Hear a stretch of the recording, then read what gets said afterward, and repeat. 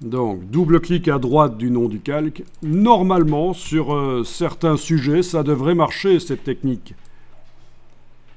Mais dans ce cas-ci, si vous allez plus vers la gauche, vous voyez qu'il y a une partie de la clé qui disparaît. Et l'ombre est toujours là, en fait, hein, sous la clé ici. Donc, c'est foireux. Dans le cas d'un objet qui est déjà sur un fond blanc comme ça, et qui n'est pas trop complexe, Photoshop pourrait le trouver tout seul, l'objet, générer une sélection tout seul. Donc, ce que vous allez faire, c'est, dans ce cas-ci, remettre le curseur ici en place. Voilà. OK. En principe, la petite icône qui indique qu'il y a de l'écrêtage, elle a disparu du calque. On est d'accord, et tous les pixels du calque apparaissent. Parfait. Donc, laissons Photoshop essayer de trouver cet objet.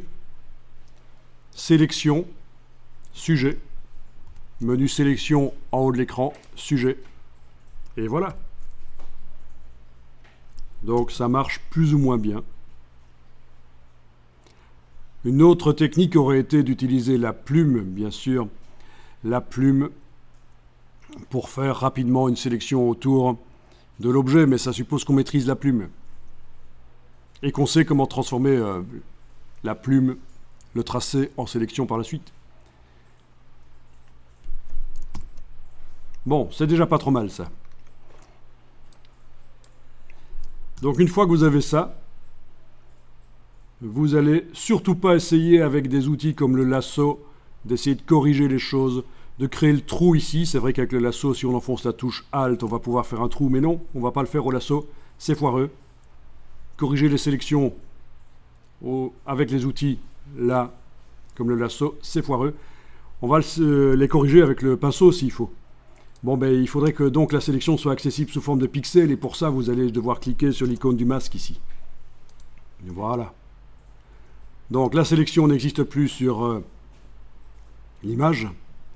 Par contre, on a un masque ici. Et vous allez pouvoir, avec un pinceau normal, régler en mode normal au-dessus, opacité 100%, flux 100%. Vous allez pouvoir modifier ça. Alors sur PC, il faut enfoncer la touche Alt et le bouton droit de la souris. Sur le Mac, c'est CTRL Alt et le bouton gauche de la souris. C'est pour modifier le diamètre de Photoshop, de la brush Photoshop. Donc je répète, sur PC, la touche Alt et le bouton droit de la souris devraient vous permettre, en bougeant de gauche à droite comme ça, de modifier le diamètre. Et de haut en bas, c'est la dureté, d'ailleurs. Dans ce cas-ci, il faudrait une brosse plutôt dure. Donc sur PC, Alt, clic droit. Sur Mac, CTRL Alt, clic gauche. Voilà. Et on va pouvoir aller dessiner en noir ou en blanc. On peut réinitialiser les échantillons par là, bien sûr, s'il faut. Et donc, c'est en noir que je vais dessiner dans ce cas-ci. Je vais peut-être faire une droite. Alors, j'y vais pour la droite. Clic. Là. Et majuscule clic, shift clic, là. Ça fait une droite. C'est comme ça qu'on fait les droites dans Photoshop. Clic, shift clic. Je répète, j'annule. C'est bon à savoir, ça. Clic. Et puis, sans enfoncer la souris, je vais plus loin. À la fin de la droite. Shift, enfoncé, je clique, ça fait une droite. Bien, et je vais terminer rapidement de nettoyer la sélection au pinceau comme ça.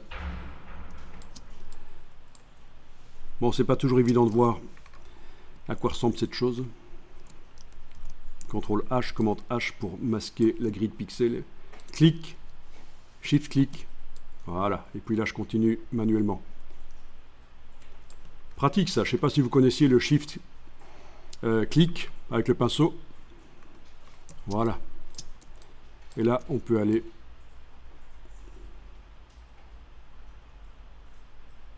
dessiner. Et bien sûr, si on a dessiné trop, si on a débordé, bien sûr, on peut faire CTRL Z, mais on peut aussi faire X pour inverser les cases de premier plan, d'arrière-plan et dessiner en blanc. Donc quand je dessine en blanc dans le masque, ça fait apparaître, voilà. Je vais faire apparaître la partie qui devait apparaître de cet outil. Voilà, vous avez pu donc nettoyer la sélection par sujet de Photoshop. Parce qu'il ne fait pas de miracle, ça peut aider. franchement, ça peut aider. Moi, je suis surpris à quel point ça marche bien. Mais après, il y a toujours un peu de travail pour reprendre ça. Alors, j'enregistre au format Photoshop. Ici, pour la démo, j'enregistre souvent en changeant le nom du fichier, mais bien sûr, dans la situation réelle, on n'aura pas besoin d'enregistrer autant.